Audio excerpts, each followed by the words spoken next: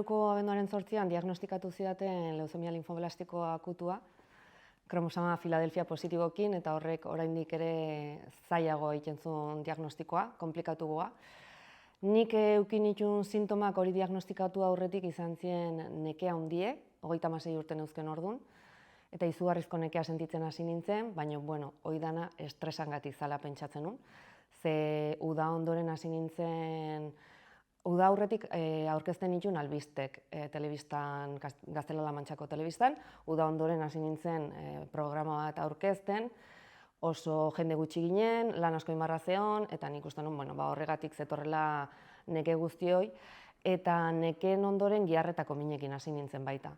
Eta orduan, bai jo nintzen ere medikuna, harrek erlaxante muskular bat eman ziten, eta hori hartzen hasi nintzen, fisioterapia juten hasi nintzen baita, akupunturare probatu nun, ni gerozta okerrago negon. Eta zubie iristen naizan, abenduko zubi hori, eta pentsauta neuken, urgentzita larrialdietara jun beharko nula. Eta alare, jo nintzen gimnasioa, yoga, pentsau nun, igual yogan estiramentu batzukin da, ondo etorriko zait. Ni orduan 3. pixu baten bizi nintzen, ez zion igogailuik, eta jak kosta egiten zitzaiten nire etxea igotzea, 36 urtekin, gelditu barra neuken, arnasa hartzen, eta ez zitzaiten normala iruditzen. Orduan, gimnasioa jo nintzen, eta hane baita eskilarak igo barra neuzken, eta oso gaizki pasan nun, eta gero gelditu nintzen erosketak iten etxea jun aurretik, eta marea hoi nintzen. Eta orduan ja, esan nun, zerbait larrie pasatzen nahi da. Etxea jun nintzen, eta egun hortan, abendun 8 neuken bazkarie lagunekin, eta bazkal ondoren esan nien larrialditara nijo, norbait etorri nahi bali badu nerekin, ez naiz ondo sentitzen, eta ze esaten didaten. Larrialdita jo nintzen Maitekin, nire lagunekin, eta jende mordoa, igande arratsaldea zan, analitika egin zidaten, sartu nintzen larrialdita analitika batin, eta hor ja diagnostikoa etorri zan.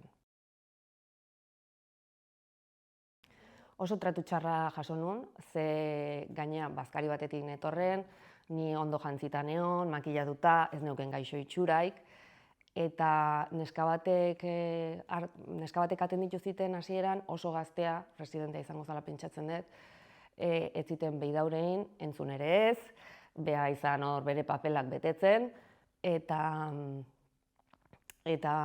ni nahiko pixu jarri nintzen, zeratik ni banekin zerbait neukela, ez nun uste, leuzemia diagnostikatuko zidatenik, ez nun hain larri izango zan zerbait pentsatzen, baina banekin zerbait neukela, zeratik ez zan normala hain nintzena sentitzen. Eta orduan, buia iniola momentu baten, da esan nion, ni ez nijo hemendik zer dauketen esaten diazuan arte. Eta orduan bidauziten lehenengo aldiz. Bidauziten purrustara bat botazon, eta kanpo atera zan, nian gelditzu nintzen konsultan, eta beste emakume batekin etorri zan. Eta emakume harrek bai esan ziten, analitika bat ingo dizugu, zu lasai gelditzeko. Zu lasai gelditzeko, ez zerbait daukezulako. Baizik eta aizalako hemen pixkat foioia montatzen, eta ikusteko ez dala ezer, analitika bat ingo dizugu. Gogorrena diagnostikoa jaso nun egun hori, larrialdietara jun eta diagnostikoa jaso nun analitika emaitzak egon zienen. Igande arratsaldean nola zan, nik pentsau nun, jende asko dau, laborategin konfunditu indie, beste baten emaitzak eman dizkiate, zerbait gaizki indue, eta hau bihar goizen, segurazki esango diate etxea jondaiketela. Baina, han gelditu nintzen, gauean pasabarra izan nun, eta nik naizta pentsau, segurazki faion bate ontzala, ni ja bildurra sartzen hasi zitzaiten. Ze esan ziaten leuzemia edo linfoma izan zitekela, baina segurazki leuzemia bat izango zala. Ez ziten inorrek barkamenik eskau. Leuzemia neukela jakinda analitikan ondoren, ni denbora pila bat itxaron barra izan nun, analitikaren emaitza jasotzeko, eta orduan ja hasi nintzen pentsatzen zerbait gaizki egongo zala. Neska berdinek atenditu ziten, analitikan emaitzak zeuzken beak, eta esan ziten, gaue hemen pasabarra daukezu, esplikatuko dizuet zergaitik, besteik ez. Berriro ere, nahiko arropuzkerikin, bate empatirik gabe, eta, klaro, jakinda gaina zer neuken. Orduan, ez barkamenik, ez humanitate izpik, ez errez. Zaiena urrengo egunen eretzako, astelena, iganden analitika intziaten, astelena zaiena, zeatik astelenen proba gehiago intzizkiaten, biopsia bat, ez hormuinena, ez esplikatu gabe ere, sartu ziaten hemen kriston horratza ez esplikatu gabe, eta nik pentsa honun kutsillo bat zerbait aizitzaizkitela sartzen, bate anestesiai gabe ezer, eta pasillo baten utzi ziaten, ni neharzotinka, ez nekin ze pasatzen izan, minez, eta amak Lazkaotik autobusea hartu zon gauez Madrila juteko, eta amak hola aurkitu ninduen ospitalen, pasillo ordin neharzotinka. Eta hola eraman ziaten isolamendu gela batea. Eta hor bai, etorri zen hematologoa, isolamendu gelan neola, eta hori jarri zituen leuzemian izena bizenak. Hori egun gogorra, oso gogorra. Ba, isolamendu gela bat da metro karratu gutxiko gela bat. Ate bikoitza zeuken, bat itxe arte bestea ezin zan iriki, eta aireare filtratuta dago. Virus eta bakteriatetik libre eoteko gela hoi, dana erabat esterilizauta. Nire bizitza gela hortan mugatu zen. Pertsona bat bakarrik egon ziteken nerekin, ezin ziaten ukitu, ezin ziaten musik eman, besarka daikez, nire bizitzako momentu gogorrenetan. Eta sartu barra zeukien gainea, ebakuntza gela batea sartuko balie bezala. Musukokin, gorro bat, bata, patukok, eta eskuk o eskularrukin, edo bestela gel hidroalkoholikoa ondo eman da. Hau pandemia dela eta, ez zaigu hain ez ezagun egiten, baina, klaro, ni 2013 zaina izitzeiten, eta hola ikusi barra izan nuen gela hortan sartzen zen jendea, bai medikuk, bai erizainek, eta baita nire familiko pertsona bat egon zitekeen, nire ama, nire aizpa, nire aita, juten ziren relebok iten, eta hilabetez bakarrik hau ikusi nahiken, eta ezin ziten inorrek ikutu bakarrik medikuk edo erizainak, jartzeko behar nituen tratamendu guztik.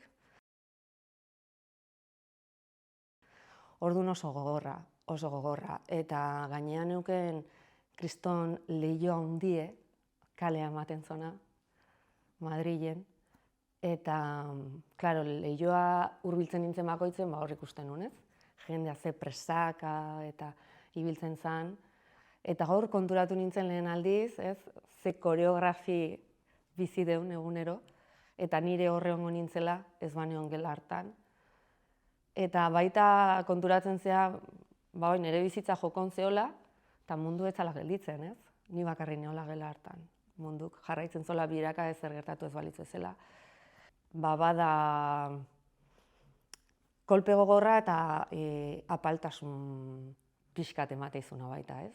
Azkenen, bakarrik gehala garrantzitsu gure inguruko pertsonantzat. Ez gehala ezinbesteko beste inontzat.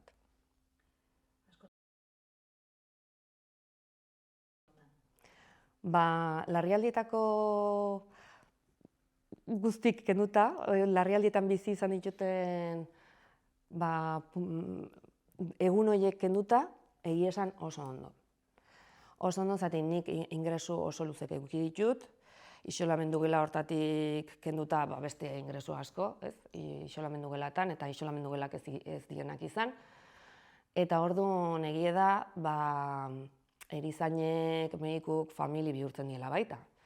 Ze zure mundue hain txiki da, ospitalea murriztuta, oso garrantzitsua dela beraiek zurekiko daukien tratue. Eta, niretzako erizainak izan die famili, lagunak, psikologok, danetik, ez?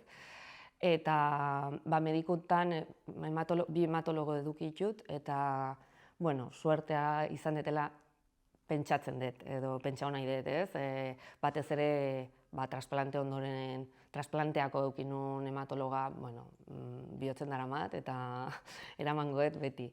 Orduan, bai, uste dut garrantzitsu edala. Ez di hematologo guztik berdinek, ez da?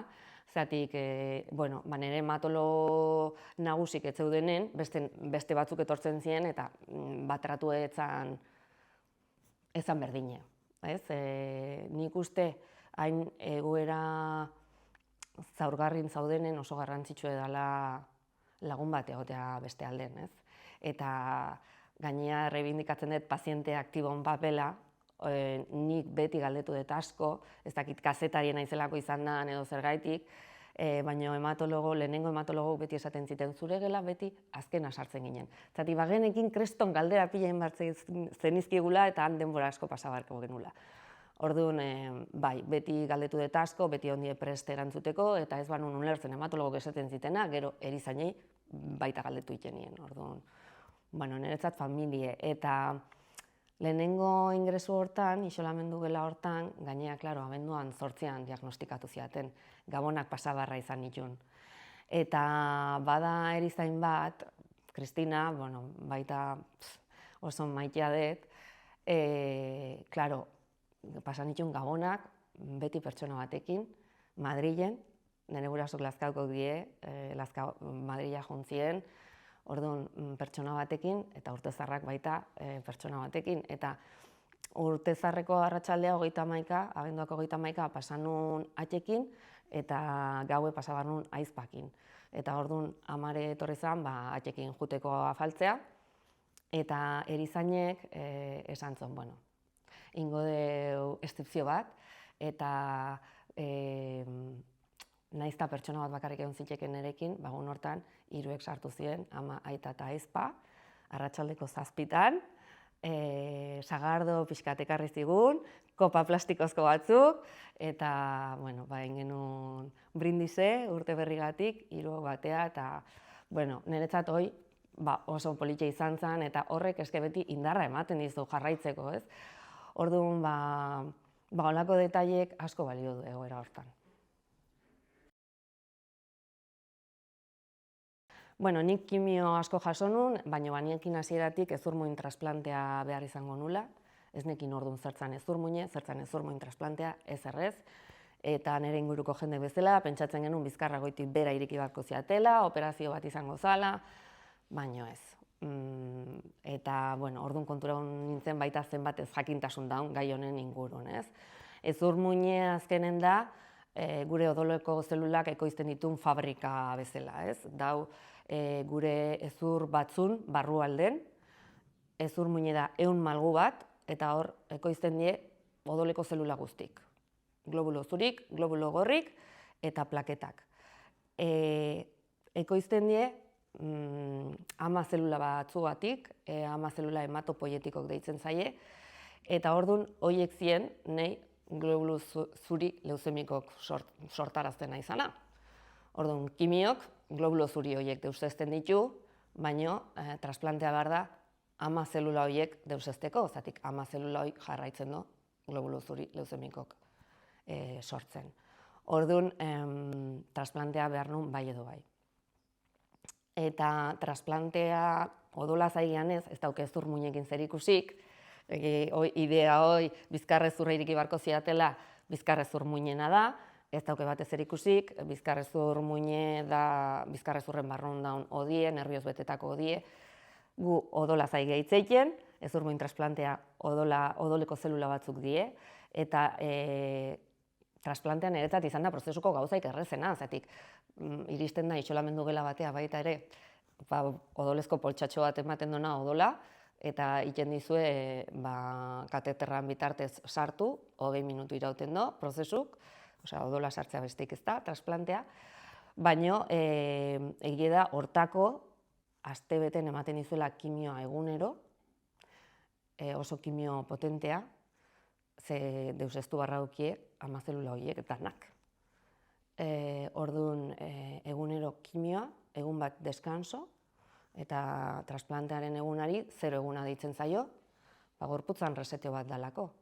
Zelula ama horiek sartzen dizkizue, eta zelula ama horiek 15 egun behar dituzte hasteko ekoizten globulo gorri, globulo zuri eta plaketak. Eta bitarten transfusiok behar dituzu bizirauteko. Odoleko transfusiok, plaketa transfusiok. Zatik zure gorputzak ez ditu ekoizten. Orduan, prozesu oso erresa da, eta odol emaile asko behar izaten ditugu, odol transfusio batik bizi gehalako, eta hezurmuin emaileek izatea ere oso garrantzitsua da, hori errebeindikatzen dut, uste baino errezagoa dalako, azkenen odola ematea da. Oain prozesu gehienetan aferesi bitartez izaten da, eta aferesie da, beso batetik odola ateratzen dizue, makina batea sartzen da, makina hortatik zelula ama horiek hartzen dituzte, eta beste osagai guztik, odoleko beste osagai guztik, emailei bueltatzen zaizkio, beste besotik edo beso berdinetik. Orduan, 5 ordu edola irauten dituen prozesu bat da, hezurmuin trasplanteko emaile izatea, 5 ordu die bizitza bat ematearen truke ez. Beraz, ni beti errebindikatzen dut, uste dut informazio hau iritsiko balitz, jendera, askoz hezur emaile gehiago egongo liratekeela. Hortik aurrera etorri da niretzako prozesuik zailena. Eta zailena behar bada horregatik, ez? Zergatik uste duzu trasplantea eta listo, bukatu da, sendatuko naiz. Eta ez, trasplanteako berriro ere isolamendu gela baten sartzen zaituzte, kimioa ematen dizue 6 egunez, egun bat deskanso hurrengon trasplantea, eta hor zaude 15 egun bat ere defentsarik gabe. Orduan, edozein virus edo bakteria harrapatzen baduzu, ezin diozu aurre egin. Orduan, kontu handia eduki beharra dago, eta gero gainea, behar bada ez duzu onartzen trasplante hori. Eta ez da organo trasplantetan bezala. Ez da zure gorputzek ez dola onartzen organo hori. Hezurmuin trasplantetan alderantziz da. Zuri sartzen dizkizute ama zelula horiek, eta ama zelula horiek dia gorputzeko defentsak sortzen dituna. Eta defentsa horiek zure gorputza arrotz bezala senti dezakete, eta arrotz bezala sentitzen badute zure gorputza atakatzen hasten die. Bai organok eta bai ehunak. Eta, klaro, isolamendu gela hortan neola, nik lehenengo azalen sentitu nun gauza rarok ateratzen naiziela, eta, hor medikazio mordoa ematen dizue hori kontrolatzeko, hori kontrolatzea lortu zuen, baina, hilabete egon nintzen hor isolamendu gela batean, atera nintzenen oso gaula atera nintzen, nik 50 kilo pixatzen nituen diagnostiko aurretik, leuzemia diagnostikoaren aurretik, eta hortik atera nintzen 31 kilokin. Isolamendu gela hortatik, klaro, defentsarik ez daukezu eta niri hasi zitzaizkiten ahoan ateratzen mukositis deitzen da. Zauri mordo bat, dana zita neuken, eta hori este guztitara zabaldu zen. Medikazioekin kontrolatzen saiatzen ziren, pilo bat medikazioekin. Ezin nun jan, momentu baten ezin nun jan, ezin nun nire txistu ere tragatu, botabarra neuken, balde bat jarri ziaten eta botabarra neuken. Eta orduan, zainez hasi ziren elikatzen, zainez hidratatzen, eta minentzat azkenen morfina eman barra izan ziaten, nik morfina ipatu zuenen esan nahi morfinaik ez, hilin bar naiz edo zer gertatzen da hemen, ez nahi morfinaik ez, baina azkenen onartu barra izan nun, eta egon nintzen 24 ordu morfina zainetik ez dakitzen bat egun. Hori oso gogorra izan zen, eta 31 kilokin atera nintzen handik. Eta gero, esaten du lehenengo 3 hilabetek diela gogorrenak, baino nahi zeitun berriro ingresatu barra izan ziaten, nire organok atakatzen naizalako, gero virus bat baita atera zitzaidalako, eta,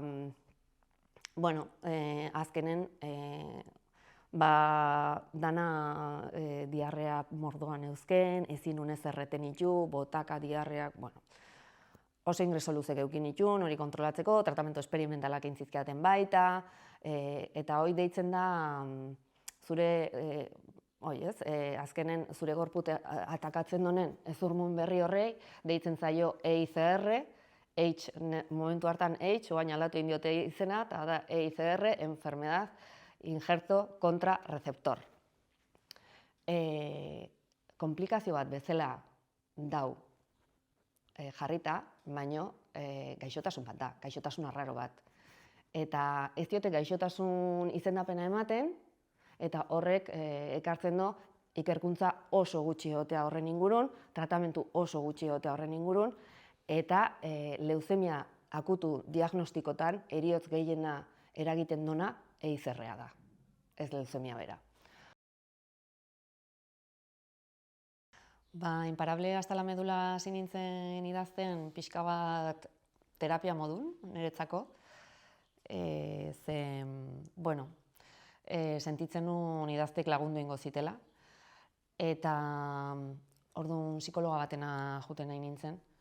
Eta harrek esaten ziten ez zitela bate honik iten, eta idazte usteko.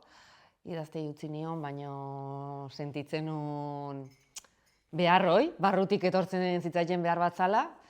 Orduan, ez dakitzen bat hilabete hon nintzen idatzi gabe, eta azkenen psikologa zaldatzea erabaki nun, eta idazten jarraitzea. Eta,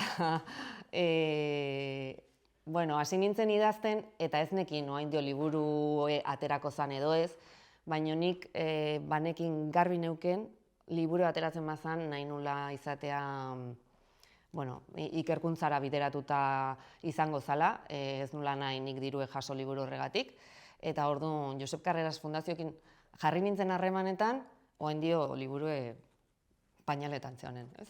Eta, haiek baietz esan zieten, baina zan niretzako konpromezu bat bezala hartzea, ez? Hauei esan diet, orduan jain behar dauket.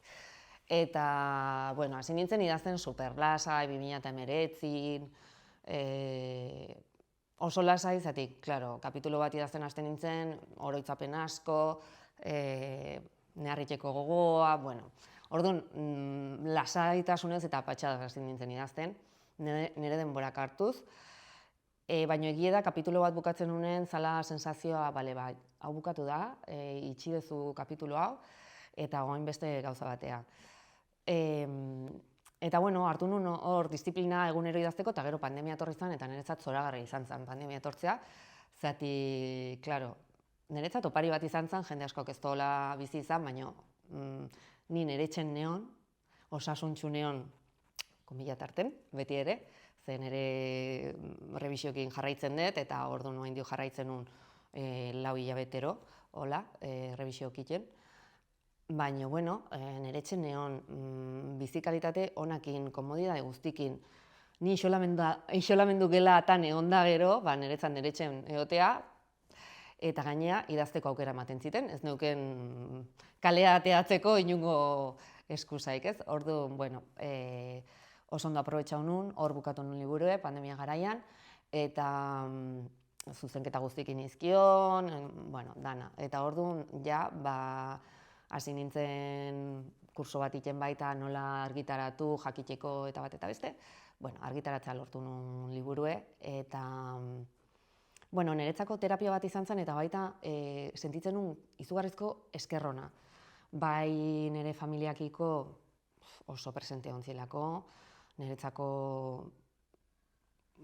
laguntza izan da mundiala, ez? Beraiek nahi eman diaten guztie, ni supermaiteatu sentitu naiz, ingresatuta eta, etapa kritikonetan, eta eskerrona baita, nirekin ontzien erizainek, hematologok, zientziai, bizitzaibeai, ni bizirik jarraitzen usteagatik eta nire zurmuin emaiei, noski, super eskertuta, eta baita sentitzen nun eskerronoi adierazteko beharra, hitzekin ez zitaien nahikoa iruditzen, ez? Eta orduan jarri beharra neuken idatzita.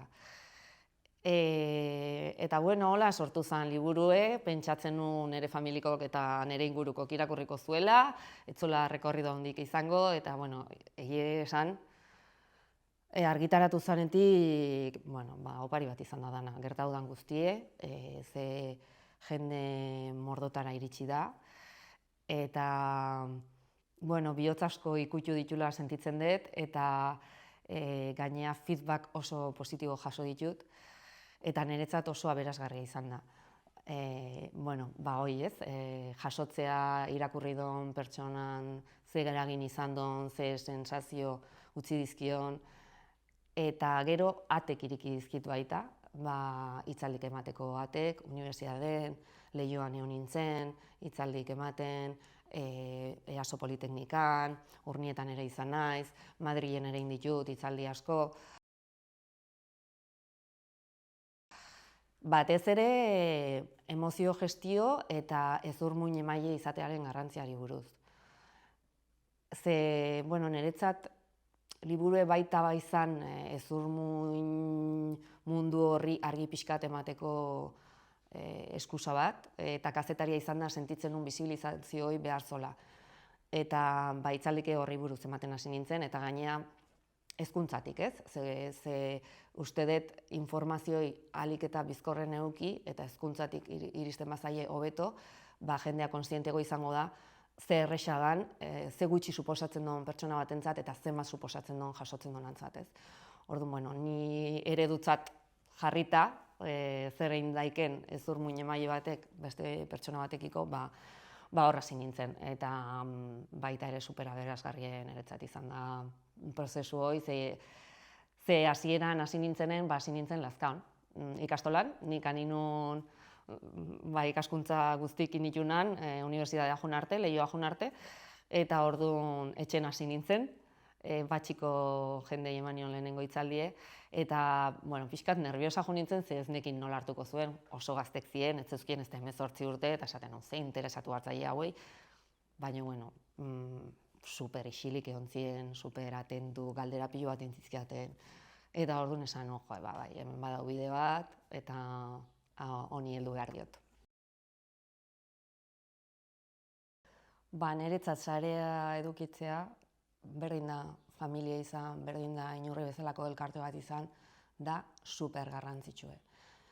Nik esaten den ni hemen naula, hein handi baten, eukideten laguntzagatik. Laguntza eta zaintza, famili, lagunek, super garrantzitsuk izan dien. Nik orduan ez zeon Inurri, ez neuken sareik, ni oain horregatik nau oso binkulauta baita minbizi eukiduen edo pasaduen jende askokin eta elkarte askokin, ze iruditzen zait laguntza hori dela ezinbestekoa.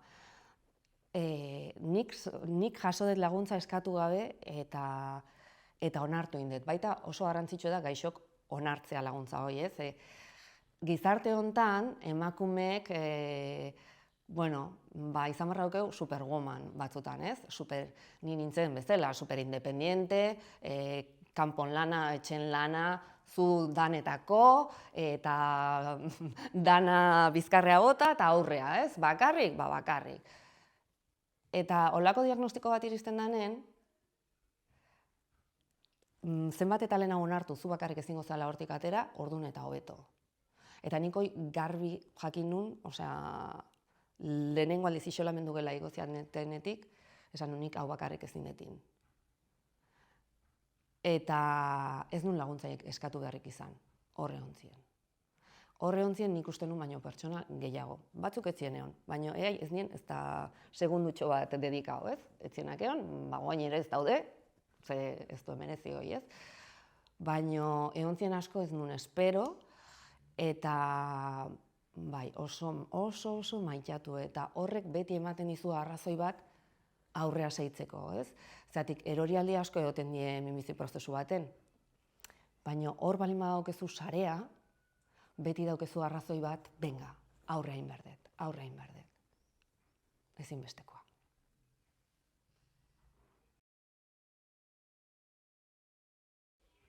Nik minbiziak edo minbizin tratamenduk zeuzkien ondoriotaz ez nekin ezer. Kimioterapiakin hilea eroriko zitzaikela, garbi. Besteik, batez. Botak aingo nula, baita ere garbi. Besteik ezerrez. Orduan, nahi diagnostikatu zidatenen, nik amatasunaren ingurun ez nuen ezer galdetu, ze ez nekin horren ingurun zerbait erangiko zonik. inorrek ez ziten ezer esan, eta egia da, nik kimioa jaso eta hilerokoa ja ez zala berriro azaldu. Nik pentsau nun, tratamentu eragine da, gorputze oso jakintxue da, eta nola egongo naiz ni oain, hilerokokin, odola balin bada nire gorputzen gaizki da bilena. Retirau zait, eta berriz bueltatuko da tratamendukin bukatzen danen. Eta ez nun galdetu, eta hainbeste galdetzen nun, eta hori ez zitzaiten burutik pasa galdetzea ere, ez?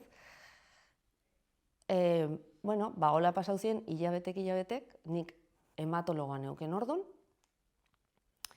eta ni neon ospitalen ordun ez zuen iten familikoa etzan trasplantek. Itzen zituzten bakarrik familiakin bateragarrik ziren trasplantek edo autotrasplantek. Orduan nahi beste ospital batea pasaziaten, zen nik ez neuken familian inor bateragarririk, nire maila anonimoa da, alemaniar bat, ez dakit ezer gehiago behataz.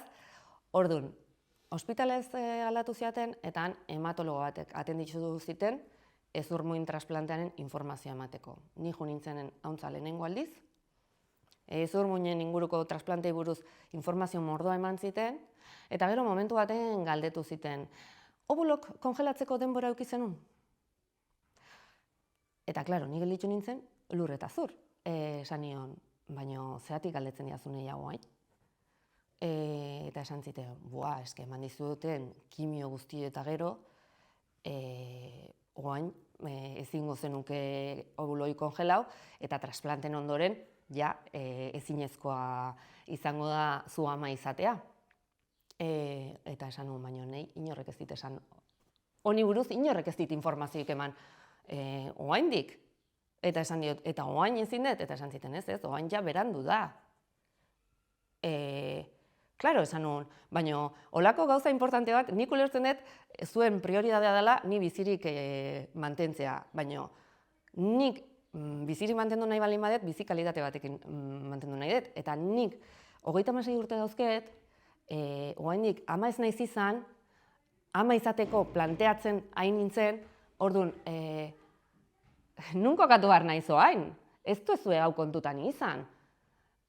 Emakume ugalkor batekin, eta esan ziten ez, eske zuia antzua zea, eta gaina menopausika egongo zea.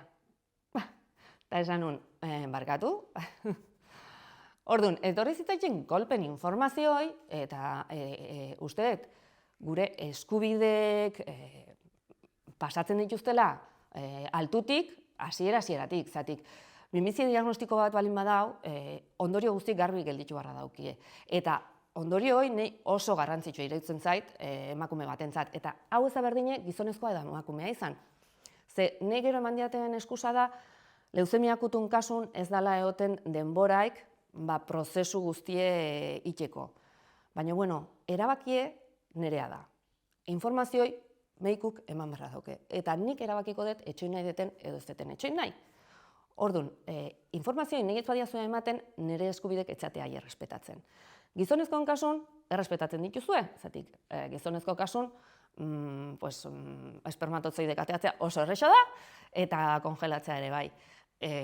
Orduan, eske ni gainean, orain dela gutxi, Instagramen entzunun Dani Rovira, elkarrizketa baten, esaten zola, la paja más triste.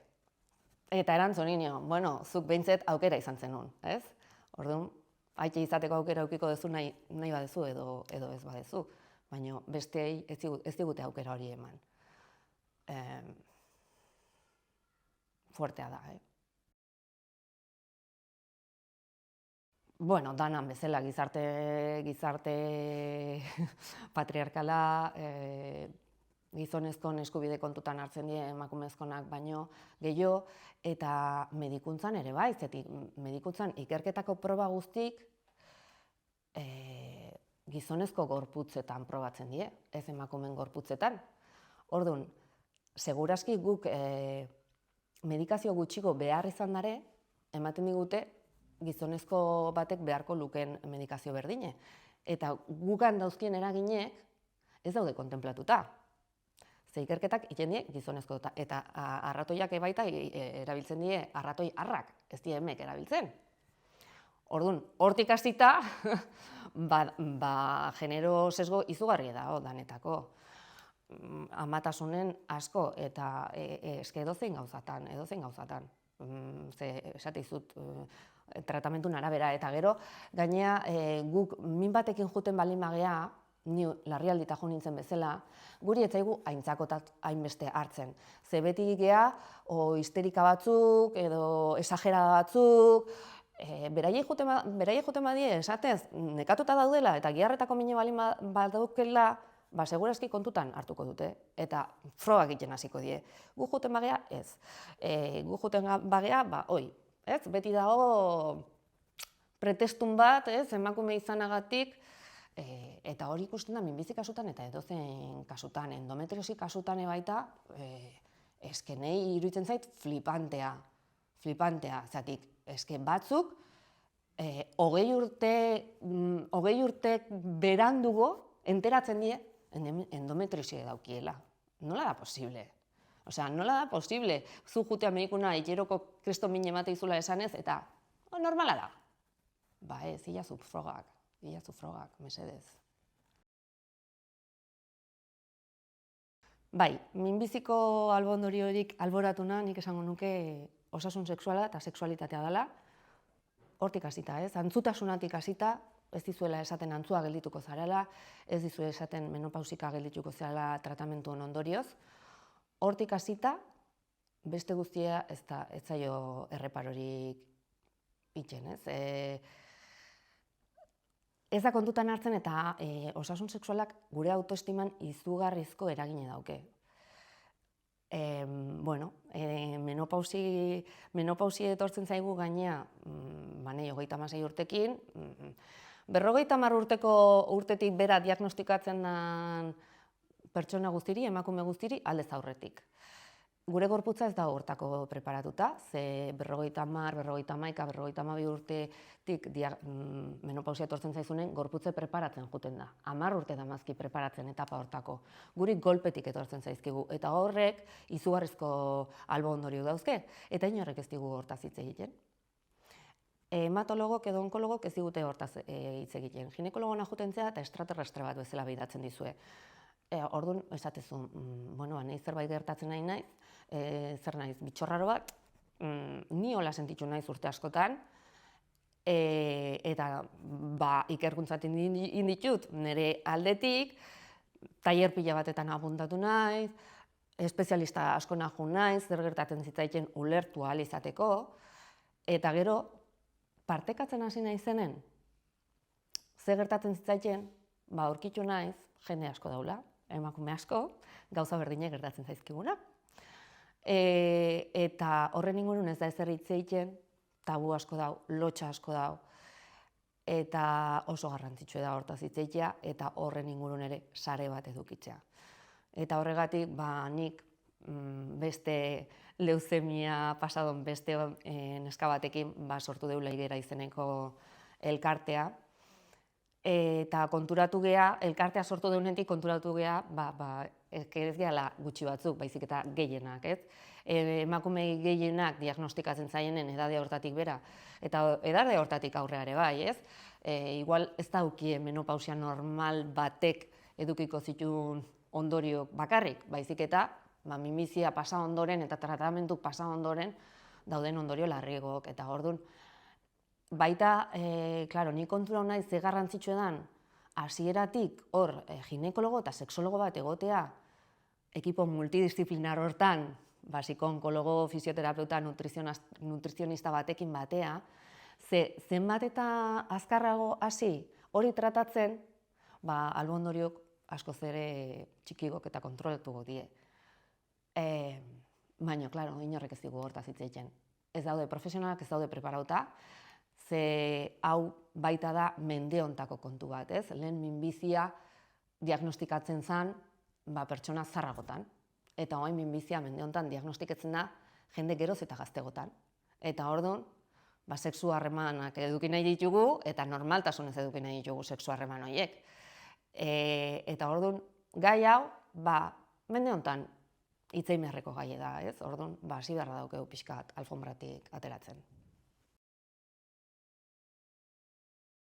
Bueno, laigera elkartea sortu genuen Sara eta nik, Sara baita leuzemia pasatakoa da, eta tailerrak ematen hasi gea oso enfokauta sexualitatea eta osasun sexuala bizibilizatzen, ze gertatzen zaigun, bai emakumei eta bai gizonezkoi, zetik gurean tabue balin bada, gizonezkotan ere oraindik gehiago, eta gizonezkoak ez daude haino ohituta sare hori edukitzea, edo sare hori itea, ez?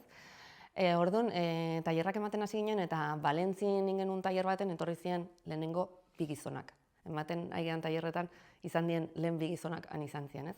Bat etorri zen bere bikotekin, beren eskalagunakin, bea izan pasatzen tratamentue, eta bestea homosexuala zen, bea bakarrik etorri zen, eta beak esan zigun beretzat orain harreman sexualak obligazio bat ziela.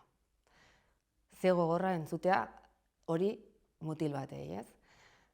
Ze gogorra entzutea, gainea ginen, 20 piko pertsona, denak emakumek, bi gizon bakarrik, Eta berai hori entzutea izan zen oso niretzat kolpe gogorra, ez? Eta bestek esan zona izan zen, zeatik ez die gizon gehiago etortzen tailer hau, eta zeatik ez da sare bat, ez? Gizonak baita laguntzeko eta zaintza hau emateko, ez?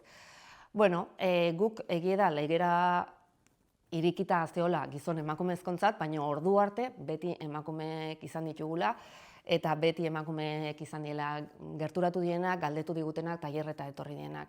Baina hor ikusi dugu baita ze garrantzitsu da, hau ez da genero kontu bat, ez? Minbizia danok tokatzen zaigu, danok geratzen gea egoera oso zaurgarri baten, ze garrantzia dan sare hori edukitzea danontzat, eta bai, sexuari dagokien guztie oso isilduta daula eta ez zaiola bate garrantzik ematen, eta gure autoestiman izugarrizko eragine dauke, eta asko konformatu egiten die gelditu dien egoerakin. Eta ez dauke konformatu garrik, ez? Ze bilatu beharra daukeu bidea, ez lehenauko sexu harremanak edukitzeko, zatik hori ezinezkoa da, ez dira lehenauko pertsonak aldatu egin bai fizikoki eta bai barrutik ere, sexu harremanak ere aldatu beharra daude, baina gozatzeko baita ere, ez? Berriz gozatzeko eta plazerrarekin berriz konektatzeko. Eta hoi oso garrantzitsu iruditzen zait. Zatik hoi da berriro bizitzeko poza ere pizteko modu bat. Analgesikoa, antidepresibo hartzea baino askoz hobea, eta hori bultzatu nahi dugu, ez, laigeratik.